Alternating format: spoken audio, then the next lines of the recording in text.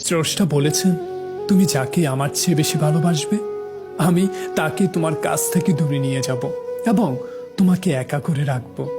তিনি আরো বলেছেন, কখনো বলবে না আমি তাকে ছাড়া বাঁচব না, তবে আমি তাকে ছাড়াই তোমাকে বাঁচাবো এবং পেছনের অনুগত সব আবেগ কেড়ে নিয়ে তোমাকে দিব্যি সামনে নিয়ে যাব। তুমি কি দেখো না, ঋতুরাও বদলাতে থাকে, ছায়া দেয়া গাছের পাতাও যায় শুকিয়ে ধৈর্য হারিয়ে যায়, কিন্তু তোমার স্রষ্টা ধৈর্যশীল ও পরম দয়ালু। সে ঝরে যাওয়া পাতার ডাল থেকে আবার সবুজ পাতা গজায়। তুমি কি দেখো না তোমার স্রষ্টার এই নিদর্শন, যে মানুষটাকে তুমি নিজের জীবনের চেয়ে বেশি ভালোবাসতে সে মানুষটাও অচেনা হয়ে যায়, তোমার মন ভেঙে যায়, এমনকি তোমার বন্ধু শত্রুতে পরিণত হয়, আর খানিক সময় পর শত্রু বন্ধুত্বে পরিণত হয়। যে মানুষটাকে তুমি নিজের জীবনের অংশ ভাবতে সেও প্রতারণা করে, তবে তুমি কেন স্রষ্টা বিমুখ হয়ে মানুষের উপর ভরসা করো?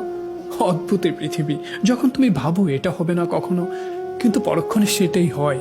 সেটাই হবার নয় কি? তুমি বলো আমি পড়বো না, অথচ তুমি পড়ো। তুমি বলো আমি বিস্মিত হব না, অথচ তুমি রোজ বিস্মিত হও।